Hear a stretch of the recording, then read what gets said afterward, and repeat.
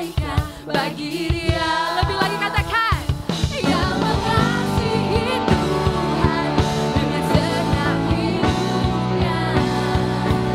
Allah turut bekerja dalam segala hal. Allah turut bekerja dalam segala hal. Dia turut bekerja. Allah turut bekerja dalam segala hal. Untuk datangkan kebaikan bagi dia, bagi dia. Dengan segenap hidupnya. Manusia turut bekerja dalam segala hal. Allah turut bekerja dalam segala hal. Allah turut bekerja dalam segala. Sekali lagi dalam percaya katakan, turut bekerja dalam segala hal. Dia turut bekerja dalam segala hal. Terima kasih Tuhan. Dan Bapak Ibu, Dia bukan hanya bekerja untuk mendatangkan kebaikan bagi kita yang mengasihi Dia, tapi Dia juga terus menyatakan kuasa-Nya bagi kita yang percaya dan mengasihi Dia. Siap menikmati kuasa-Nya lebih lagi? Amin. Mari kita angkat pujian ini dengan sepenuh hati kita. Kita mau menikmati Dia, mau memuji Dia, menyembah Dia dengan tarian dan pujian yang terbaik hanya bagi Dia. Untuk itu Bapak Ibu, saya mau lihat kita semua bergerak untuk satu nama Yesus Kristus saja. Are you ready? Here we go. Menarilah, jangan lelah, bersama memuji Dia. Sebab kuasa Dia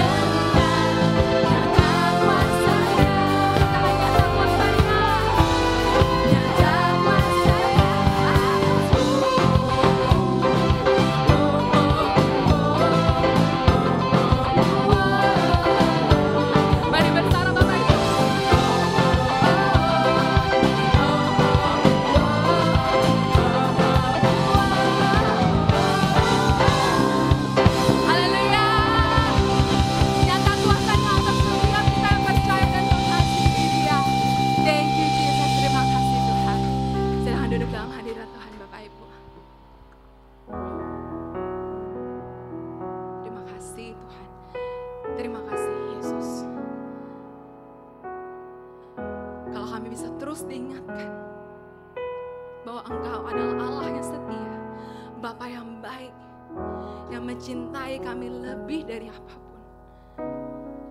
Bukti cintamu sudah terlalu jelas, terlalu banyak Tuhan.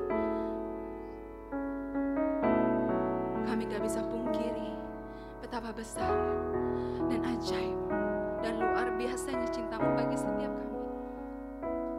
Terima kasih Tuhan. Terima kasih Yesus untuk cinta yang sudah Engkau tunjukkan kepada kami. Dan ini saatnya juga Tuhan, kami menunjukkan, mengungkapkan cinta kami bagi Engkau melalui penyembahan, pujian yang berkenan di hadapan Tuhan saja. Terima kasih Tuhan. Kami rindu menyembah Engkau lebih dari apapun.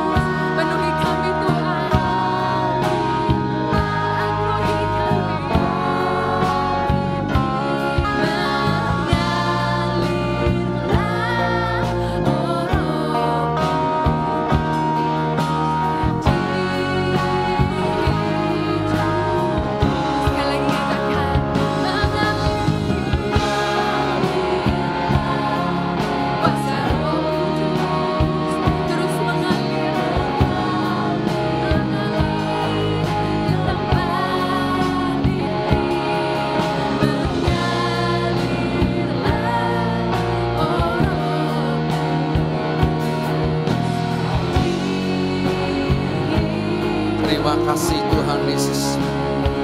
Mengalirlah,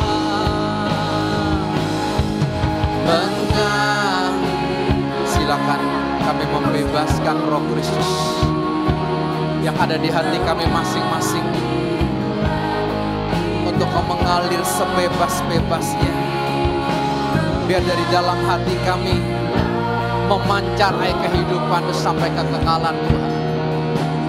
Di hidup mengalirlah Roh Kudus, mengalirlah Roh Kudus di hidupku. Kami membebaskan Roh-Mu yang ada di dalam hati kami masing-masing untuk memancar dari hidup kami Tuhan. Karena kami sendiri tidak sanggup, kami sendiri tidak mampu, tapi biar Roh-Mu yang bekerja. Biar kami mati dalam cinta, Roh-Mu sendiri yang bermanifestasi terus dalam hidup kami, setiap waktu, setiap detik. Sehingga hidup kami penuh dengan cahaya kemuliaan Tuhan. Orang-orang bisa melihat bukan kami lagi yang hidup, tapi Kristus yang hidup dalam hidup kami masing-masing. Terima kasih Tuhan, dalam nama Tuhan Yesus. Amin. Silakan duduk Bapak Ibu. Luar biasa. Tuhan Yesus berkata kepada wanita Samaria, seorang julukannya pelakor ya, perebut laki orang lain. Karena berganti-ganti laki, bahkan yang keenam pun dikatakan bukan lakinya sendiri, berarti laki orang lain, saudara. Tuhan bilang gini sama dia, kalau kamu minum air ini, air sumur Yakub itu, kamu akan haus lagi. Besok kamu harus balik lagi. Tapi kalau kamu minum air yang kuberikan kepadamu, air hidup itu, pertama Tuhan bilang gini, kamu tidak haus lagi. Keren gak Bapak Ibu? Amin. Buat apa kita cari air dunia, saudara? Pesona dunia, kenikmatan dunia hanya sesaat. Tapi kita haus terus. Kita yang fokusnya cari duit terus, saudara. Percayalah, haus terus. Karena manusia itu naluri dosanya haus. Naluri dosanya nggak pernah puas. Betul? Ya. Makanya Alkitab bilang apa? Kamu cari duit, kamu kejar duit, dia tumbuh sayap. Makin kita kejar, makin kabur. Betul saudara? Enaknya ikut Tuhan, Tuhan bilang gini, bukan duit, bukan kamu yang kejar duit, tapi duit yang kejar kamu. Mau enggak saudara? Loh Tuhan yang ngomong loh. Tuhan yang ngomong kan, berkatkulah yang menjadikan kamu kaya, susah payah, tidak menambahi. Tuhan yang ngomong. Cuman konsep kita, Pak enggak bisa, saya tidak ajarin kita tidak bekerja loh. Enggak. Orang yang tidak bekerja, orang yang malas maksud saya. Ya, yang malas, yang gabut, saudara, dia gak akan pernah ketemu Tuhan. Saudara tunjukkan sama saya, orang yang malas, saudara, malasnya gak ketulung deh. Gak mau kerja, gak mau apapun, taunya tidur, makan, main HP. Tidur, makan, main HP, nonton drama. Saudara, percayalah orang seperti ini gak akan bisa ketemu dengan Tuhan. Karena Tuhan kita itu Tuhan yang dinamis. Dia yang bergerak terus. Saudara, orang yang bergerak terus bersama dengan Tuhan, lihat kehidupannya, pak terus. Kata dinamis itu tidak ada istilah kita turun naik. Kekristenan itu nggak pernah turun naik. Oh Pak, kita tuh kayak roda Pak, sebentar di atas, sebentar di bawah. No. Dinamis itu terus bergerak. Makanya Tuhan bilang gini, aku jadikan kamu kepala bukan ekor. Kamu terus-terus naik dan tidak pernah, Alkitab yang ngomong loh. Kalau saudara percaya Alkitab, ayo nikmati. Tapi nyatanya orang Kristen apa? Bukan makin naik, makin turun. Kita selidiki, kenapa? Kok makin turun? Harusnya makin naik. Pengenalan kita akan Tuhan tuh makin hari makin mengenal Dia. Oh gini ya Tuhan, oh gini ya Tuhan. Kita enak. Ya, sama seperti hubungan suami istri. Hubungan suami istri itu semakin hari harus semakin mengenal. Lalu Felix sama Krisma baru kemarin sah jadi suami istri. Ya, masih fresh from oven. Oh oven, emangnya roti gitu ya. Ya kan? Tapi terus, kemarin saya kasih tema khotbah saya di pemberkatan, cinta tanpa logika. Ya, kalau kita cinta pakai logika, kita cerai. Betul, coba lihat aja. Pakai otak kita, kok saya bisa kawin sama dia ya? Bukankah dulu mantan saya lebih baik? Syaile, bohong itu Pak, bohong itu Bu. Ya, makanya kemarin saya singgung reuni, ada yang tersinggung. Reuni SMA kita, reuni kuliah kita pernah punya mantan kan? Cinta monyet dulu yang suka garuk-garuk. Pasti ada kebaikan kan? Waktu kita udah menikah, oke, kita tukar-tukaran handphone. Kan biasa kan ganti tukar nomor WA ya, nggak pernah ketemu di reuni. Ketika seorang suami dia konflik dengan istrinya, kan komunikasi putus. Dia teman lama kita atau pacar lama kita, dia konflik sama suaminya. Juga putus kan hubungannya. Saya punya teman, kok nyambung ya? Saya punya kesaksian melayani satu pendeta yang datang kepada saya. Dia bilang, saya selingkuh gara-gara apa? Reuni. Reuni teman SMA. Awalnya cuma curhat, kok nyambung ya? Sama istri gak nyambung, sama suami gak nyambung. Aneh kan? Kok sama istri orang lain nyambung? Kenapa ada istilah dunia, rumput tetangga lebih hijau daripada rumput sendiri? Karena rumput sendiri gak pernah disiram. Itu masa gak pernah dirawat. Rumput tetangga, suaminya rawat. Tuan rumahnya rawat. Di sana kan? Saya bilang, udah bagus kamu, bertobat. Tinggalin selingkuhan kamu, itu bohong. Itu tipuan. Nggak ada. Tapi Pak, nyambung loh Pak. Saya cerita apapun, dia nangkep loh. Ya itulah setan. Setan tuh bikin kita pura-pura nyambung. Dihubungkan yang tidak terhubung, itulah setan. Sama Tuhan kok kita nggak nyambung kesannya. Kurang ajarkan setan kan. Betul nggak? Saudara, saya mau tanya saudara sekarang. Penemuan tercanggih abad ini menurut saudara apa? Penemuan tercanggih menurut saudara saat ini. Apa? AI. Oke, ya. Orang pakai AI, saudara. Dia taruh di Instagramnya. Fotonya, belakangnya, layarnya saudara. Menara Eiffel. Yang ada di Prancis, saudara. Tahu-tahu AI-nya hilang, saudara. Ada di mana? Menara jaga bandara. Itu AI. Oke? Makanya Felix bilang, aku mau ke Palangkaraya. Aku mau lihat fisiknya. Jangan aku ketipu karena AI. Aku ketipu karena filter. Betul kan? Orang kan, iya. Ada seorang saya lihat, kok cantik banget dia. Kayak usia 17 tahun. Tapi waktu aslinya saya ketemu 71 tahun. Itulah AI. Betul? Oke? Makanya aku mesti terbang ke Palangkaraya untuk melihat. Dan waktu ketemu, inilah dia. Lik, tinggal di situ ya. Enggak ada lagi, itulah dia. Enggak ada lagi. Cuman di sampingmu, inilah dia. Bangun tidur, ketemu dia. Habis mandi, ketemu dia. Pulang kerja, ketemu dia. Iya. Itu hubungan suami istri. Dan harus saling mengenal. Hubungan suami istri itu harusnya sebelum istri minta, suaminya udah tahu. Saya banyak kali melakukan sesuatu, istri bilang, loh kok kamu tahu? Enggak tahu, digerak aja di sini. Itu suami istri. Tapi kalau suamimu udah batuk, udah keluar batuk darah, minum aja nggak dikasih, bertobat loh istri-istri. Ada loh cueknya sampai begitu. Kenapa? Sakit hati. Padahal kan nggak ada sakit hati, kan bohong. AI tadi. Apalagi? Penemuan tercanggih menurut saudara saat ini. Apa? Ada taksi terbang kan? Entar lagi ada tuh. Raffi Ahmad udah pakai. Nggak tahu terbangnya di mana. Di Cina udah ada taksi terbang.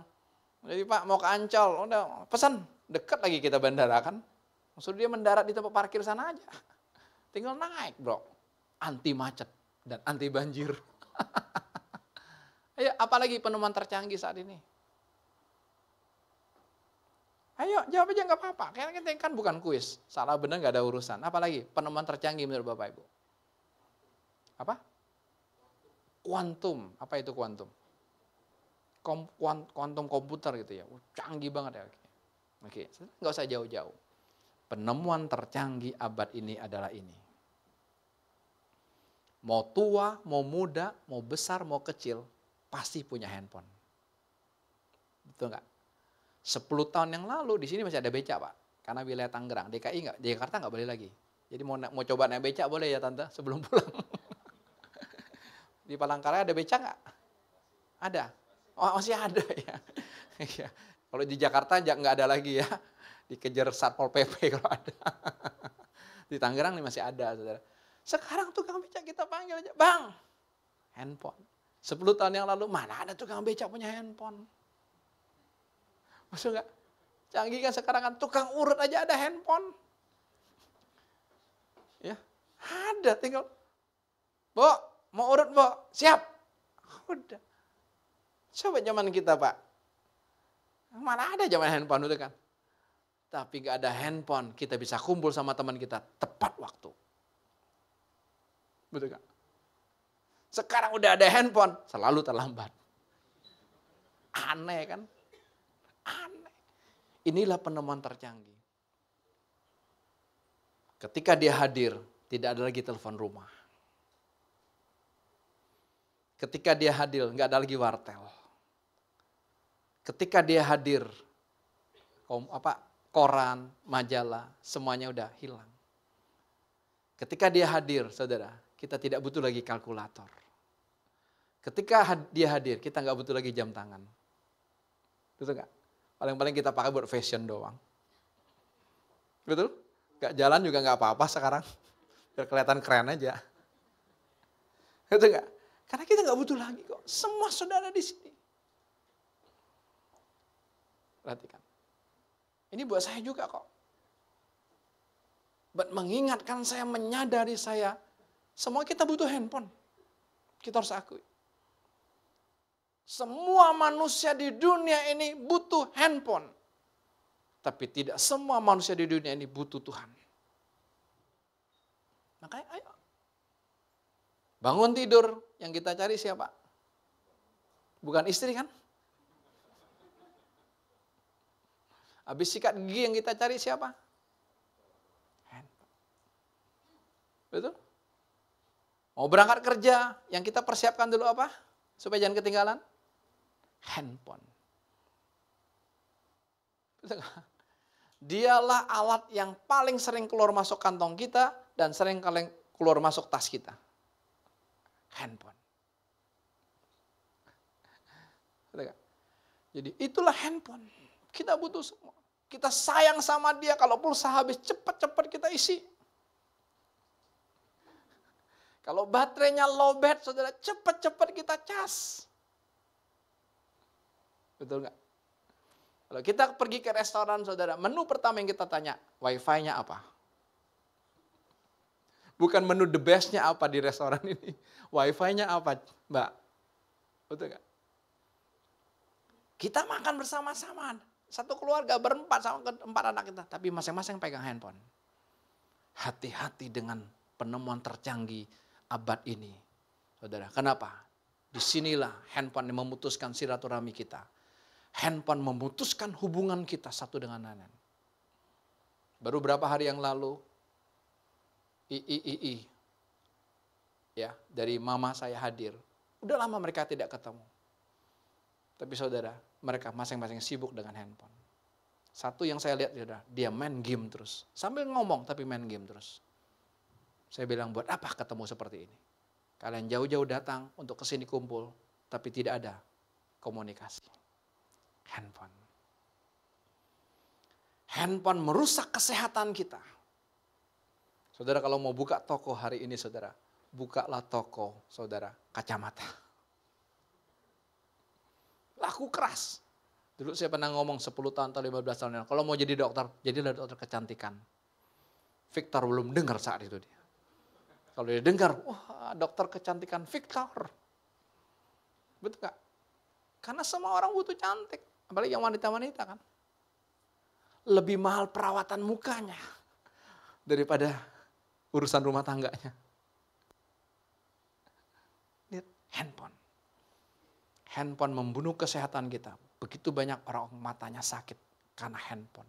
Matanya rusak, anak-anak kecil-kecil sekarang. Ada kita lihat sampai matanya begini kan. Sampai miring gitu. Kenapa? Handphone terus. Ini lagi libur sekolah. Tunjukkan kepada saya, ada nggak anak yang nggak pegang handphone?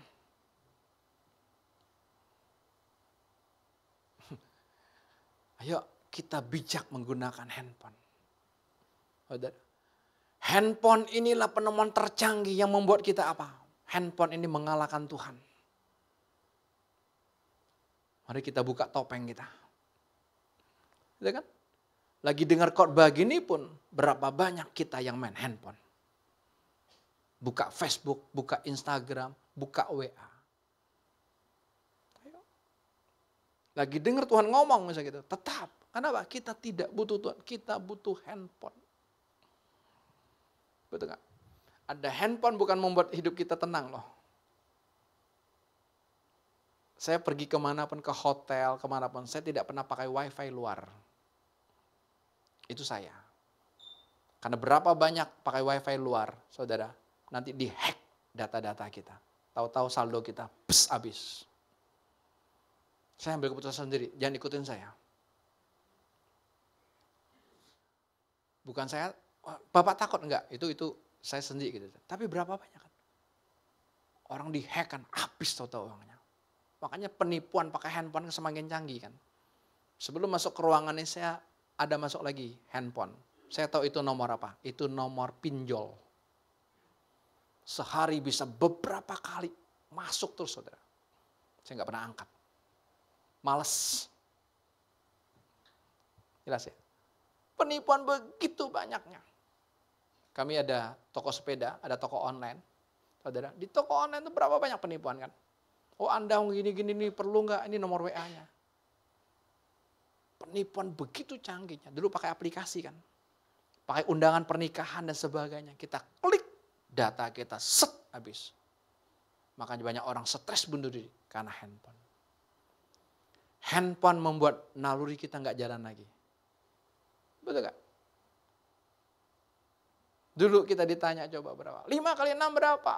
Nanti ya saya tulis ya. 5 kali 6. Padahal kan gampang, 5 kali 6, 30. 7 kali 7 berapa? Nanti ya saya hitung lah. Udah gak jalan lagi nalurinya. Betul? Kita kemana-mana pun saudara, kita tanya Google Map dibandingkan tanya Tuhan. Ada masalah apapun tanya Google kan.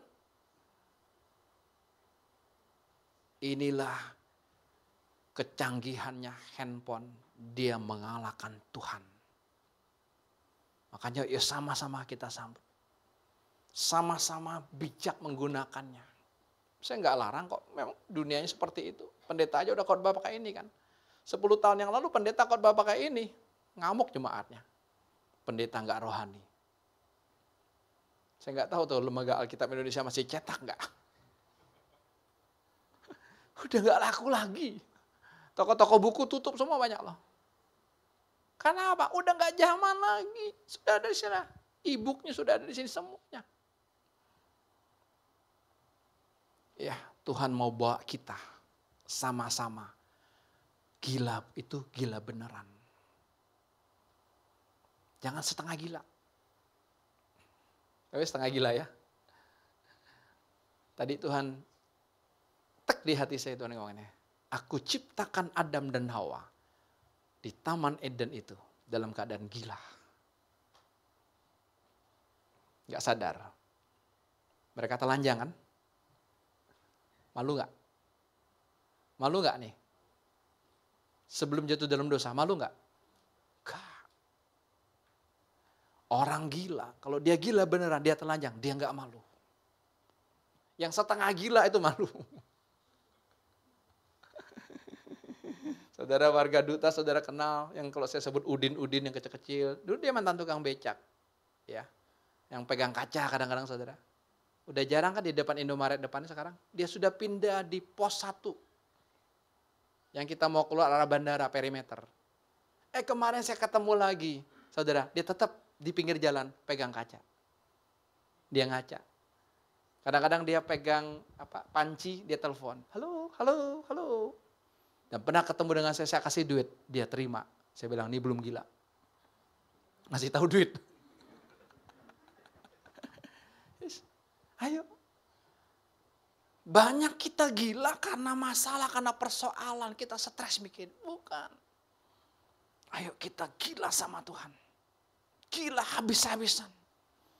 Ikut Tuhan tuh jangan tanggung-tanggung. Kalau tanggung-tanggung gak usah ikut. Balik ke kepercayaan nama. Nah, ada pendeta gila gini kan. Iya. Tanggung saudara. Saya bilang kalau saya tanggung-tanggung Tuhan saya gak mau ikut. Saya ini penentang Kristen Kak. Saya di Bangka, zaman Porkas, zaman SCSB, saya jual di depan gereja. Ini gereja, di depannya warung bakmi koko saya. Habis ibadah begini, mereka makan bakmi kan. Habis makan bakmi saya tawarin, ini ada Porkas. Kalau 2 angka saya bilang modalnya cuma Rp1.000, kamu dapat 60.000. Itu zaman tahun 86, 87, 88. Kalau 3 angka 350.000. 4 angka 3,5 juta. Saya hafal. Saya penjualnya. Bukan hanya jemaat, pendetanya saya tawarin. Gedek nggak? Gedek nggak ini orang? Betul. Om, dia orang Kupang, dia pendetanya. Obed Rohikana. Saya tahu marganya. Dia udah meninggal, sekarang anak cewek yang keduanya yang lanjutin pengembalaan. Om, percuma khotbah di mimbar, lo nggak dapat apa-apa. Beli nih Om. Gila nggak? Kalau dekin pendeta, jadi pendeta. Ketika saya tamat SMK, saya berangkat ke Jakarta tahun 89. Ya. Saya belum kenal Tuhan, saya anti. Ada pendeta yang sering makan bakmi, beli bakmi terus. Ayo ke gereja. Enggak, saya bilang. Orang gereja itu orang munafik. Orang ke gereja itu banyak pakai topeng. Makanya minggu yang lalu Tuhan bilang apa? Buka topengmu. Hidup apa adanya. Capek pakai topeng. Kayak topeng monyet. Tapi disitulah saudara. Karena saya tahu Tuhan cinta saya. Dia tangkap saya ketika dagang bakmi. 1 tahun saya ke gereja. Saya menyerahkan diri saya untuk dibaptis. Di hari Minggu 2 Juni 91. Tuhan kasih karunia kepada saya ini untuk mengingatkan itu tuh tanggal tuh bisa cepat.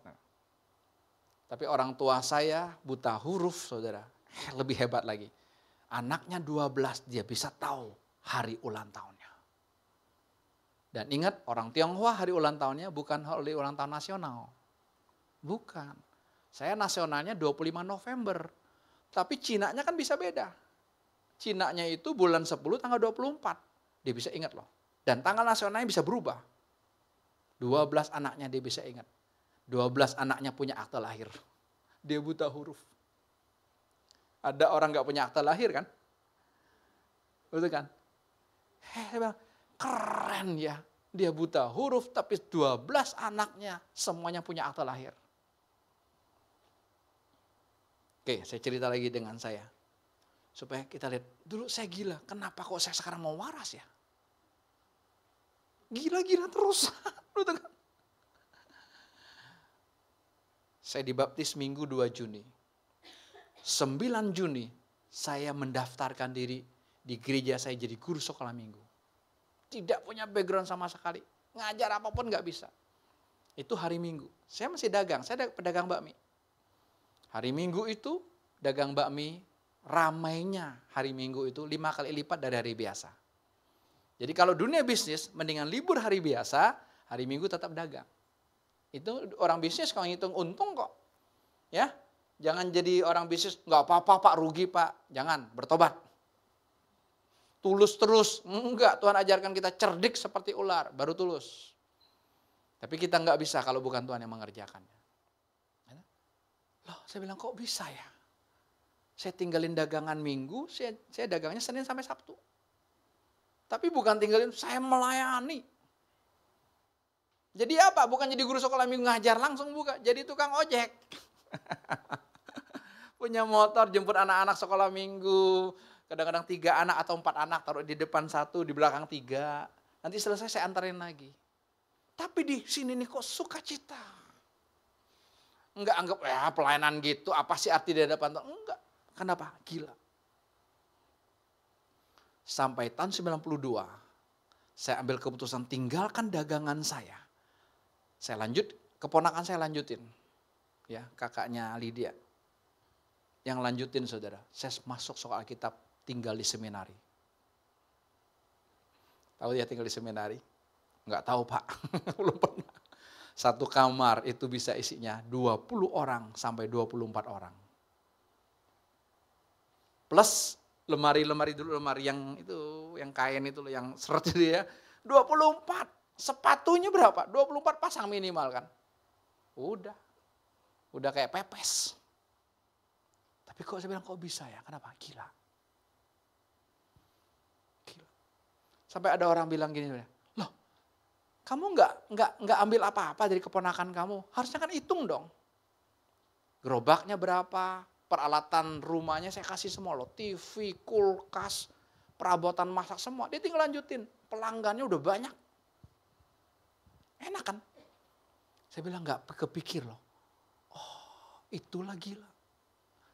Tuhan semua yang bikin itu. Bapak Ibu pernah mengalami kok.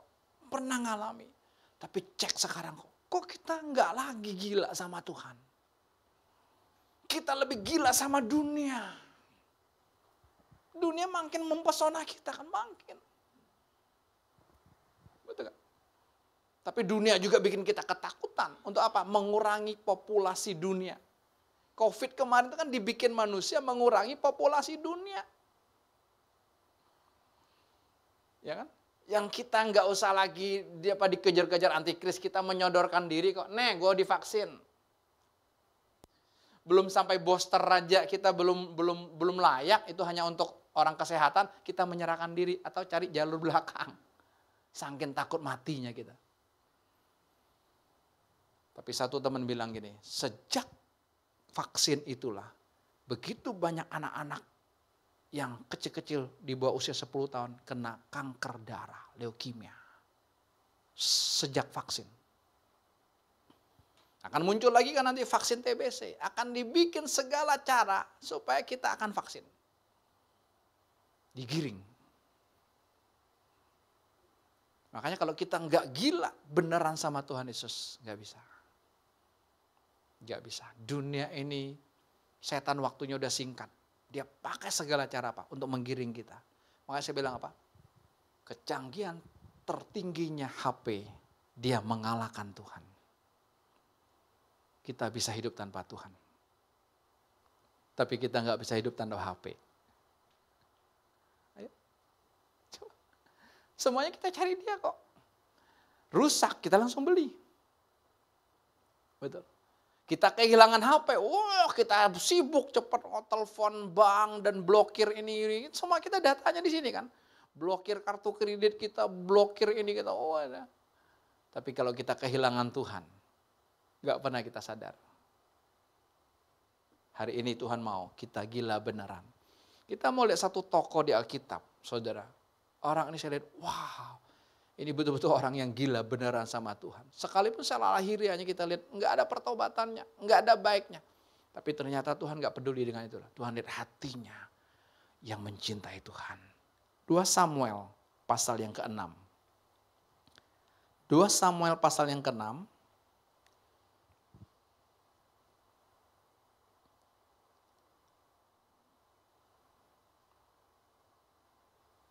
Kita mulai baca ayat 14 saja.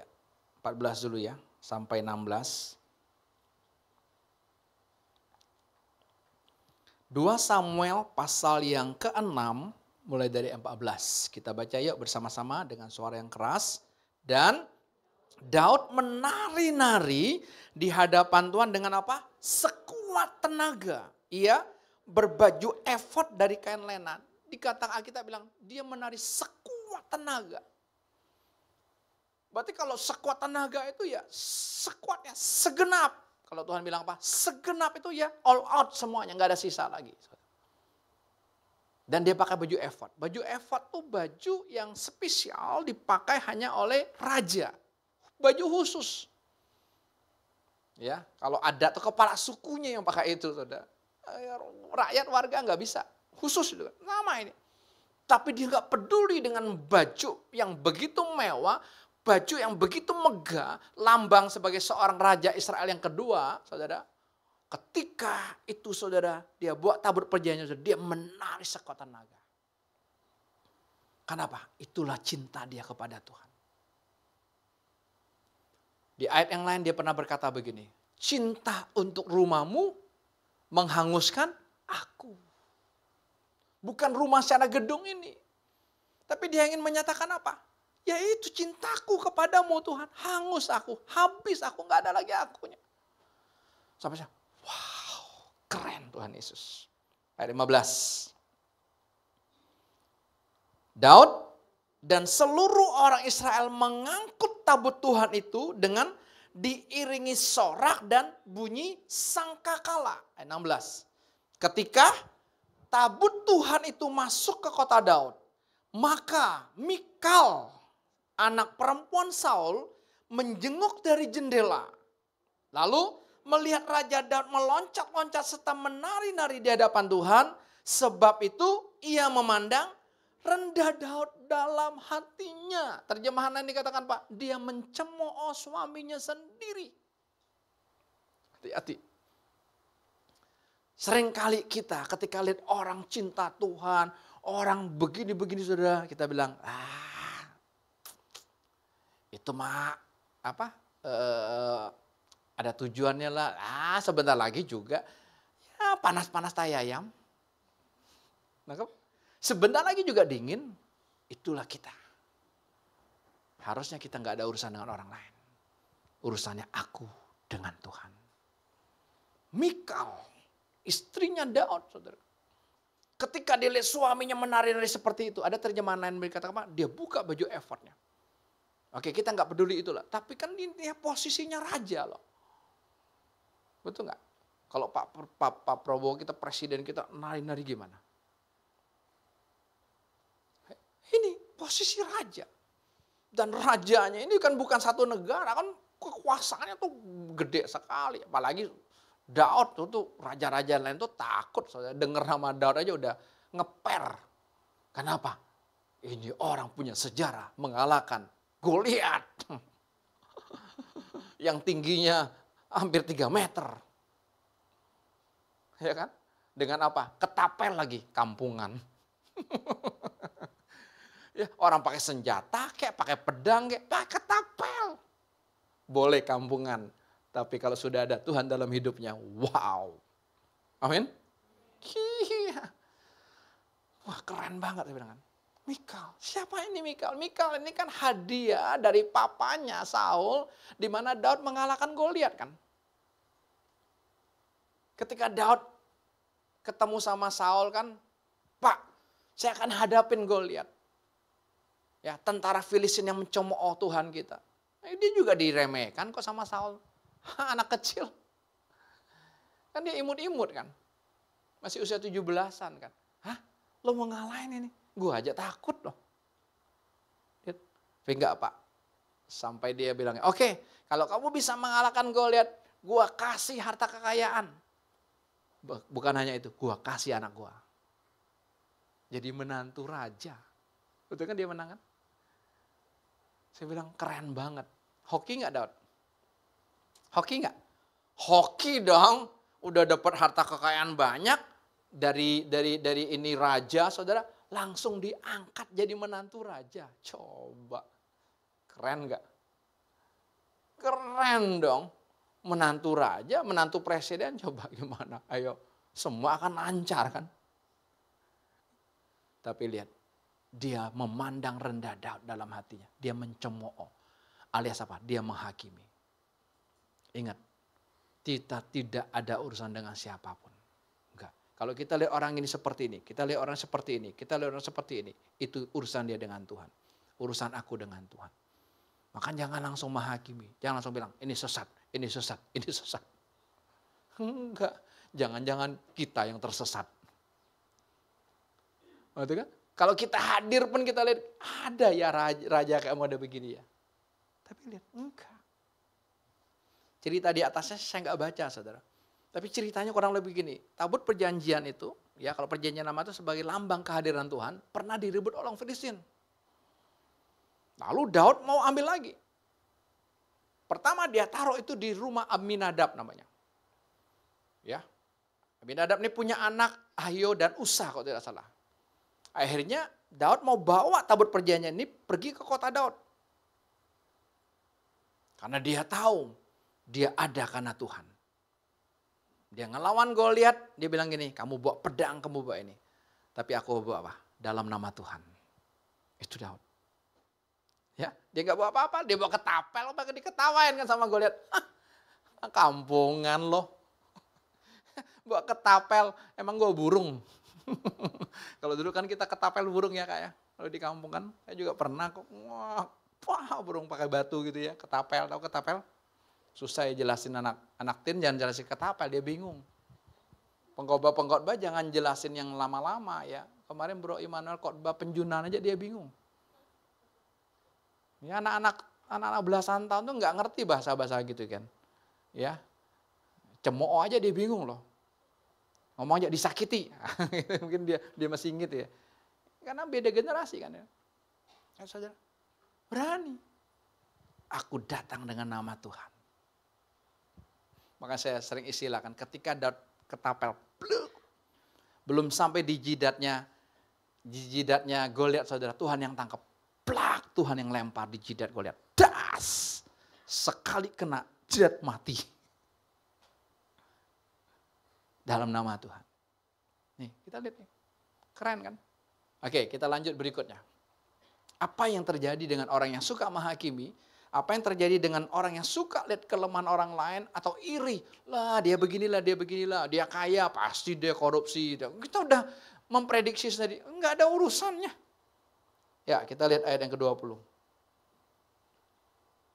Ayat 20. Ketika Daud pulang untuk memberi salam kepada seisi rumahnya, maka keluarlah Mikal bin Saul mendapatkan Daud. Katanya, ini yang keluar dari mulut istrinya. Betapa raja orang Israel yang menelanjangi dirinya. Jadi bahasanya menelanjangi dirinya. Mungkin dia lihat, saudara, Daud sudah menelanjangi dirinya. Bisa aja menelanjangi diri, bukan hanya buka baju aja, tapi apa? Menari di hadapan rakyat. Kamu kan raja maksudnya. Misalnya, kamu raja, kasih contoh dong. Daud nggak peduli kenapa? Cinta. Makanya kalau orang cinta sama Tuhan nggak peduli, WL nggak suruh lompat, dia lompat. Tapi nggak cinta sama Tuhan, WL-nya sudah lompat-lompat, kita tenang aja. Mari menari dong. Bukan menari seperti Daud menari, mantap kan. Kita mah tetap aja, tepuk tangannya aja gini. Kalau enggak meleset.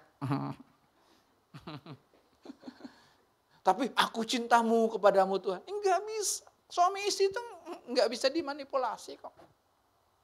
Suami itu tahu loh dia dicintai atau tidak sama istri harusnya. Enggak usah nanya. Jangan nanya ya Pak pulangnya.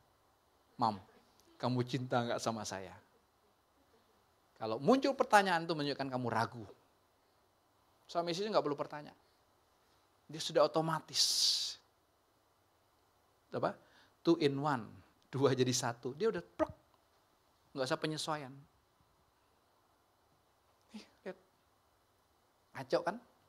Menelanjangi dirinya. Lanjut. Ayat ke 21.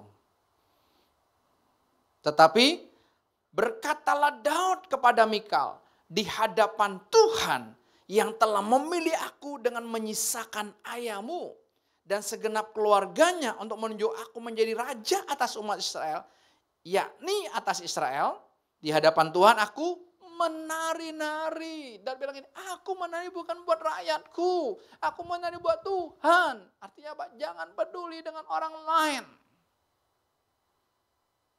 Makanya orang bilang saya pendeta gila, saya nggak peduli. Saya nggak diundang di sana sini, saya nggak peduli lagi. I don't care. Saya nggak peduli. Orang takut ngundang saya, saudara. Desember yang lalu saya diundang di satu gereja acara Natal. Saudara. Sebelum mengundang saya, panitianya pecah jadi 2. Berantem dulu. Jangan undang dia.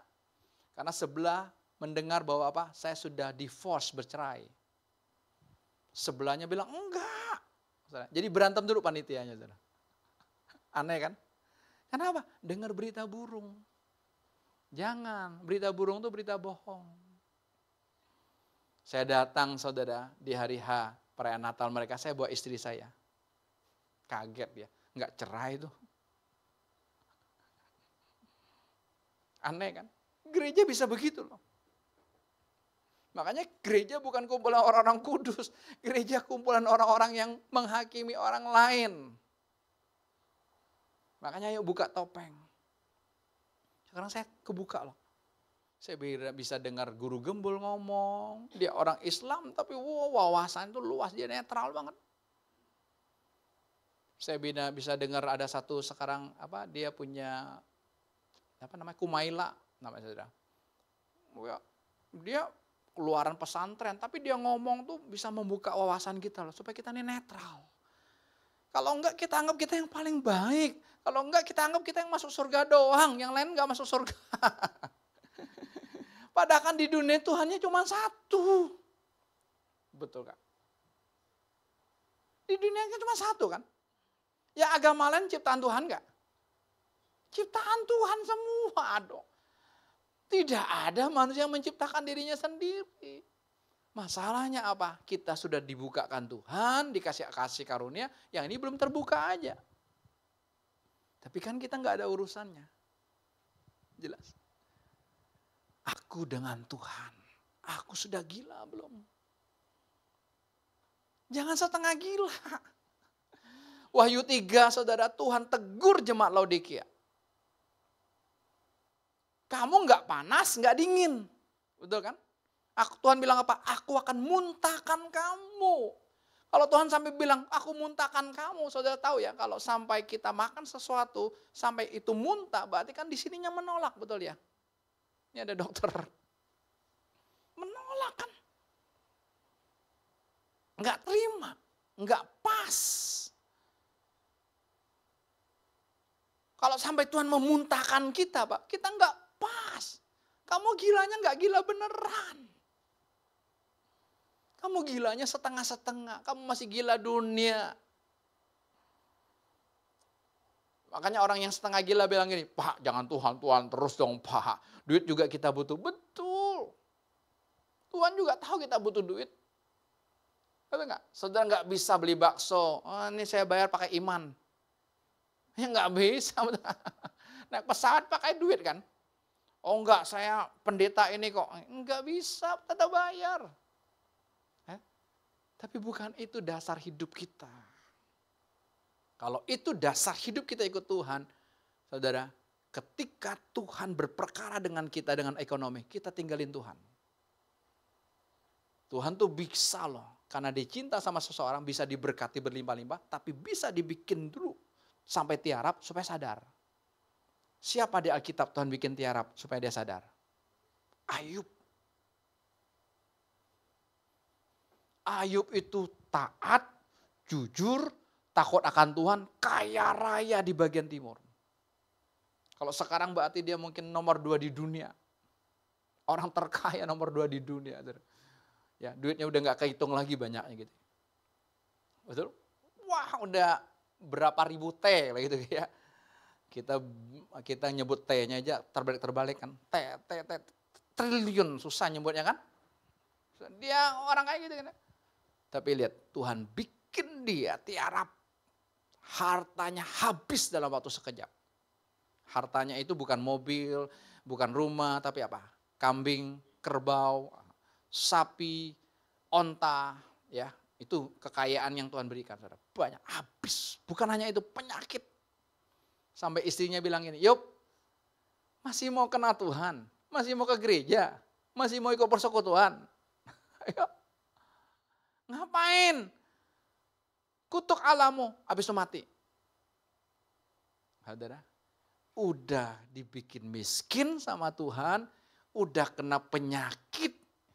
yang belum ada obatnya saat itu, dapat penyakit yang lebih parah dari istrinya. Betul dong? Suami istri kan, coba. Kita konflik sama orang lain, nggak apa-apa. Tapi konflik sama pasangan, aduh rasanya dunia pecah. Betul nggak? Kalau udah suami istri berantem, diem-dieman gitu, aduh kalau saya sih nggak tahan, betul deh. Kayak terbalik dunia bagi saya. Nanti kan nggak ngomong-ngomongan gitu ya, ketemu suami istri gitu. Makan, nih makan nggak? Aduh rasanya gitu. Punya duit segunung pun nggak ada gunanya kayaknya gitu ya. Kenapa? Kok orang yang aku cintai bisa model begini ya? Dia lagi kesetanan. Ada nggak? Ada cerita kan suami istri, istri ini diomelin sama suaminya, pokoknya dikasarin lah. Wah. Lalu belum beres saudara, keesokan harinya saudara, istrinya siapin kopi, disuguhkan kopi saudara. Waktu disuguhkan kopi, baru suaminya ngomong gini, "Mah, papa minta maaf ya mah, kemarin papa kasar sama mama. Ya, papa kata-katanya kasar, pedes. Pasangan kita tuh bisa lebih pedas dari orang lain loh.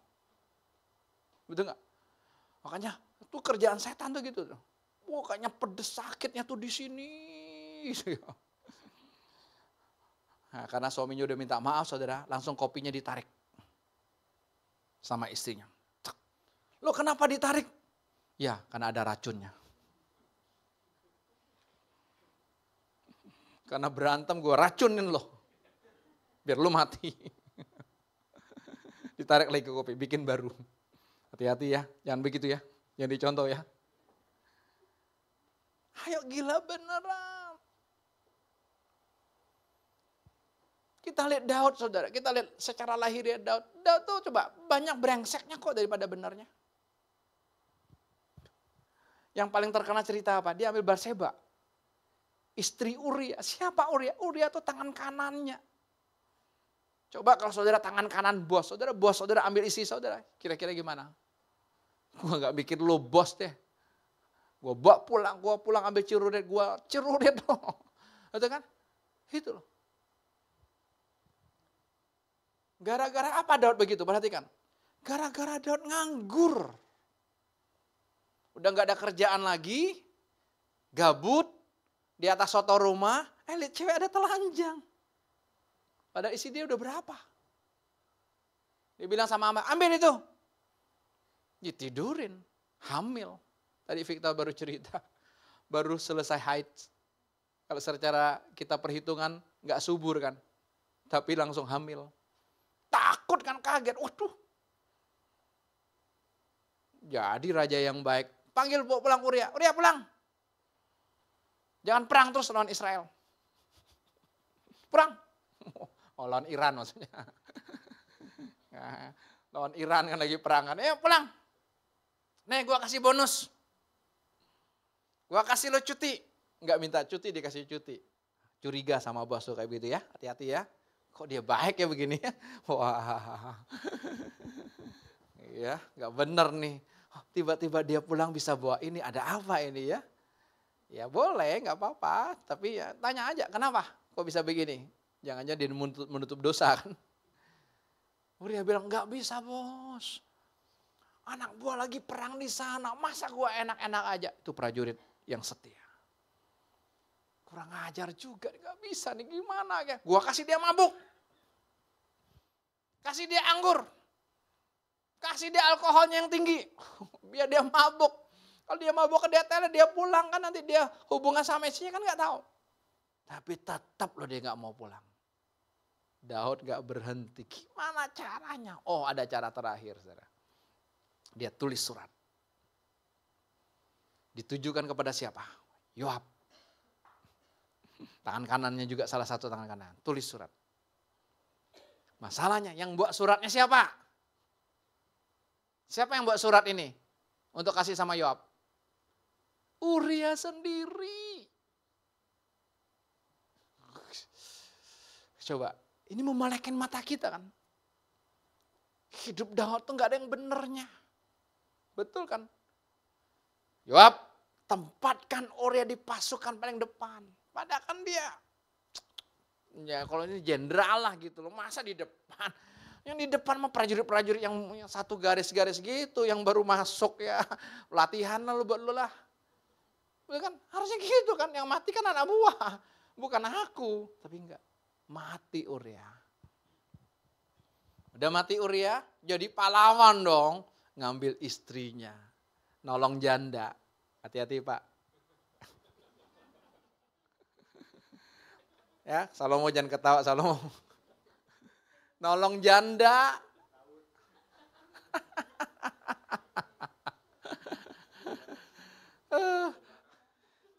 Ada seorang suami datang kepada saya begini, Pak, saya mau ngaku Pak. Ya ngaku apa? Saya selingkuh Pak. Oh, kamu selingkuh? Istri kamu kok bodong? Belum Pak, gua takut Pak. Oh, gitulah. Tapi dia cerita selingkuhnya, ini bener. Kok kamu bisa selingkuh sih? Iya Pak, ada janda yang pinjam duit. Awalnya nggak banyak Pak, 100.000. Berikutnya naik 200.000, masih bayar. Berikutnya naik 500.000, masih bayar Pak. Berikutnya naik 1 juta. Waktu udah 1 juta beberapa kali dia nggak bisa bayar. Dia serahkan tubuhnya, gua manfaatin Pak. Ini cerita nyata memang kok. Lu lihat, pantang lihat janda. Diembat. Ya Pak, dia nggak bisa bayar kok Pak. Loh, itu kamu ketipu setan. Dia bayar pakai badannya Pak. Ya itu setan dia bilang. Terus, Daud kan juga sama. Ngambil kan. Tapi kan cintanya Tuhan. Pakai pelihatnya, siapa namanya? Nabi Natan. Natan mau negur, saudara gemeter. Betul nggak? Gemetar nggak? Yang mau berdiri sini gemetar nggak? Netes. Makanya saya bilang, kasih karunia, saya masih bisa ngomong. Kenapa? Bahan juga habis ya minggu. Betul kan? Kalau mesti tiap minggu khotbah tahunan, 10 habis kayaknya kayak. Kalau dari aku, kalau dari dia nggak pernah habis. Selalu baru. Natan mau negur saudara, muter dulu. Kasih perumpamaan. Bos, apa? Kamu lihat apa? Karunia aja merhenti kalau ketemu raja begini, gak jalan. Betul kan? Takut dong, kenapa? Raja ditegur. Bos, ada 2 orang nih bos. Satunya kaya, satunya miskin bos. Yang kayanya punya lembu, kambing banyak loh bos. Yang miskin cuma punya 1. Yang kaya kedatangan tamu bos. Gila bos, yang kaya ini bisa ngambil punya lembunya yang miskin. Menurut bos gimana? Baca aja nanti. Dia ngomong apa? Kurang ajar itu orang, perlu dihukum. Baru Nathan tunjukin gini, kamulah orangnya bos. Gampang gak? Gak gampang. Dengar cerita ini gampang. Kalau kita jadi Nathan, gua mendingan selamat dah. Biar dia dulu masalah mati-mati aja. Enggak. Orang nabi yang cinta Tuhan, mati pun gak apa-apa. Iya. Oh nanti dia gak mau lagi ikut persekutuan ini. I don't care. Dia kan bukan dia yang buat dia, buat saya kok. Jumat ini kita ada persekutuan kok. Untuk saya mengalami Tuhan, kan gak ada urusan lo mau ikut kagak ikut. Yang udah ada sarananya kok. Kan bukan persekutuannya, tapi apa? Hubunganku dengan Tuhan. Aku mau mengenal pribadinya yang mencintaiku apa adanya. Saudara, hebatnya Daud. Sudah posisi jadi raja.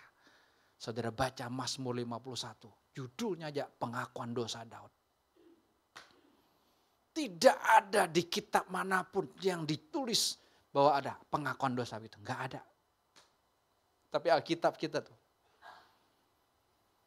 Enggak ada Alkitab kita enggak ada Alkitab yang seporno Alkitab kita. Kemarin aja saya buka kitab Kidung Agung kan masih sopan itu ya. Cinta lebih kuat dari maut. Api yang menyala tidak bisa dipadamkan dengan air apapun. Itulah cinta. Tapi bagian depan-depannya kan porno kan. Buah dada lah. Kita ngomong buah dada di atas mimbarnya. Enggak boleh Pak, enggak sopan.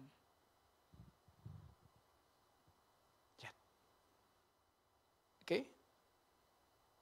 Terakhir. Kita lanjutkan tadi. Sampai ayat berapa? 22 ya. Oke, 22. Masih perkataan. Bahkan aku akan menghinakan diriku lebih daripada itu. Engkau akan memandang aku rendah. Tetapi bersama-sama budak-budak perempuan yang kau katakan itu. Bersama-sama mereka lah aku mau dihormati. Ayat 23. Mikal bin Saul tidak mendapat anak sampai hari matinya. Alias mandul. Kalau kita sibuk ngurus orang lain terus, kita sibuk lihat kelemahan orang lain terus, kita sibuk menghakimi orang lain terus, saudara, kita sibuk dengan orang lain terus, kita mandul rohani. Tidak ada dinamika dengan Tuhan kita. Makanya saya bilang, saya nggak mau. Saya jadi ketua RT, yang perlu saya urus. Yang nggak perlu saya nggak laden. Kemarin Pak, ada anak kucing di rumah saya Pak, tolong dibantu dong. Saya gak jawab. Anak kucing lu gampang, tinggal tangkepin daerah aja di mana. Baca nggak Bro Matius? Ini warganya 23 ini. Sakarya baca nggak? Anak kucing. Urusan Pak RT anak kucing, listrik mati lah. Saya nggak jawab. Masalah parkir mobil lah. Iya, itulah manusia. Egoku nggak boleh keganggu. Lu urus lah, yang penting aku ini. Itu kita kok. Saya nggak mau. Pak, bisa nggak ketemu jam 12? Bisa. Nggak bisa. Nih, ketemunya jam segini udah. Kan enak. Kalau enggak kan kita juga mau kerja kok. Bisa nangkep? Ayo. Urusan aku dengan Tuhan aja. Enggak ada urusan dengan orang lain. Saya buka ayat yang terakhir aja saudara. Kisah para Rasul. Ini hebat. Tapi terjemahan sederhana Indonesia. Keren banget nih Tuhan ngomongnya. Daud yang saya cerita enggak ada benernya saudara. Enggak ada beresnya. Matinya aja butuh perawan. Butuh perawan loh. Carikan aku perawan. Gadis cantik untuk apa? Mendampingi aku untuk tidur. Kita bilang apa? Kakek ganjen. Betul kan? Kakek ngeres, itulah Daud. Yang dicari siapa? Wanita cantik desa Abisak. Ya mungkin gak bersetubuh lagi. Tapi apa? Menghangatkan tubuh dia. Itu loh. Tapi lihat. Kisah para Rasul ini keren banget saudara. Silakan musisi maju ke depan ya. Kita baca sama-sama. Setelah Tuhan menurunkan Saul dari tatanya, dia mengangkat Daud sebagai raja. Dan inilah yang Allah katakan tentang Daud. Pada Daud, anak Isai itulah aku sudah menemukan orang yang hatinya sesuai dengan hatiku. Terus, dialah yang akan melakukan semua yang aku mau. Makanya apa Tuhan bilang apa? Di sini ya ketika Samuel seorang nabi yang luar biasa disuruh Tuhan ya untuk ke rumah Isai, cari anak Isai, saudara, yang bisa menggantikan Saul. Samuel yang penuh urapan Tuhan, yang dari kecil dengar suara Tuhan bisa meleset. Yang keluar anak sulungnya kan, gede, wah inilah. Tuhan bilang apa? Manusia lihat paras dan elok, tapi Tuhan lihat hati kita. Gila itu bukan luarnya, hatinya. Betul. Kalau saya boleh katakan, Felix tergila-gila saudara sama Chris Maker, hati cinta. Maka jangan keluar dari situ. Betul. Ada kok orang tergila-gila ngebet. Itulah cinta, itulah hati kita. Ayo sama-sama kita tergila-gila sama Tuhan. Jangan setengah-setengah ikut Tuhan. Kalau saudara setengah-setengah udah gak usah ke gereja, balik lagi aja, gak apa-apa kok. ke agama yang lama, kepercayaan yang lama, udah ikut aja sana. Serius. Mantan seorang bante, biksu Buddha. Dia samadhi dan semuanya, saudara. Dia waktu ketemu air hidup Tuhan Yesus, saudara, dia ngomongnya gini. Sekarang dia jadi gembala gereja ortodoks. Makanya dipanggilnya bukan pendeta, tapi abuna. Dia ngomong gini, tidak ada kesucian di luar Yesus Kristus. Dia seorang bante. Saudara tahu semedinya mereka? Yang berangkat kalau mau Waisak dari Thailand jalan kaki. Mau dari Palangkaraya jalan kaki ke Tangerang. Ayo. Lemas ototnya punya. Aduh, capek. Kemarin saya ibu, Bu mau ke mall nggak Bu? Nggak mau, capek kok. Ke mall boro-boro ya, apalagi SMS ujung ke ujung, aduh lemes. Suruh saya ke PRJ aja, sekarang saya nggak mau kalau nggak ada keluarga, saya ajak saudara. Silakan yang bertugas di sana. Ngapain ramai begitu, copet sana sini saudara. Tapi kan karena kita mau apa? Tidak mau kehilangan FOMO. Nanti ada bahan khotbah tersendiri itu. Anak muda tahu bahasa FOMO kan. Harus ngikutin terus. Enggak, ikutin Tuhan dalam hidup kita. Jadi gilanya beneran ya. Jangan setengah gila.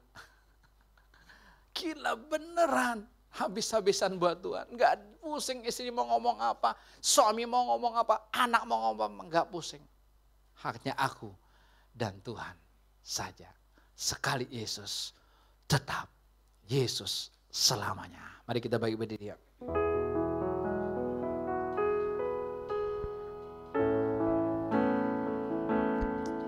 Amin. Terima kasih Tuhan.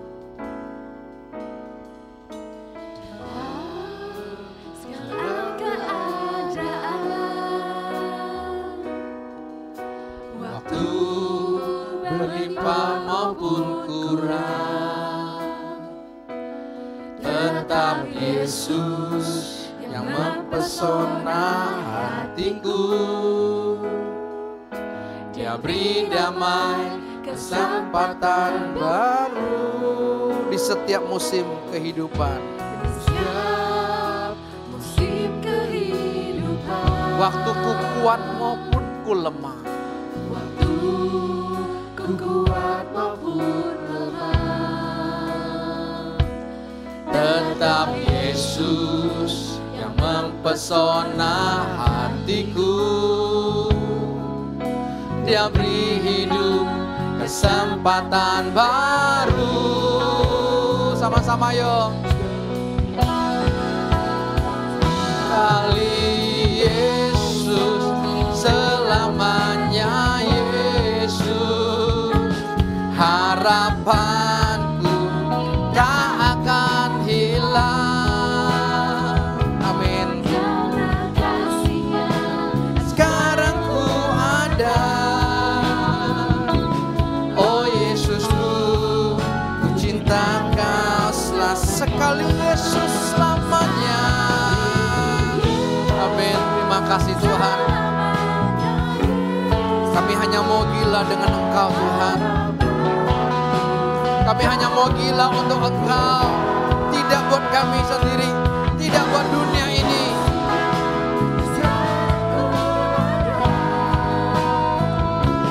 Oh Yesusku.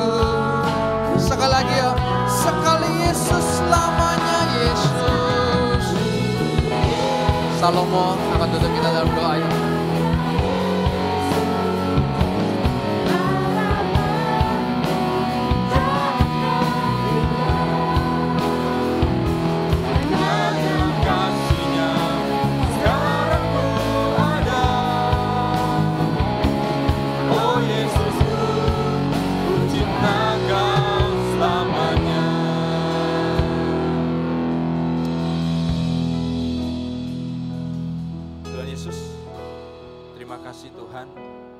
Cinta-Mu dalam kehidupan kami Tuhan.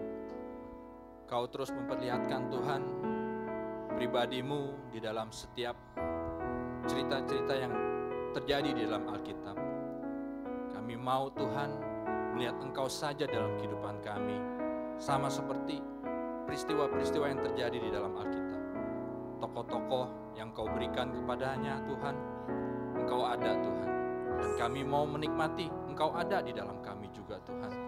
Terima kasih Tuhan, biar kami melihat nyata Engkau yang hidup di dalam kami.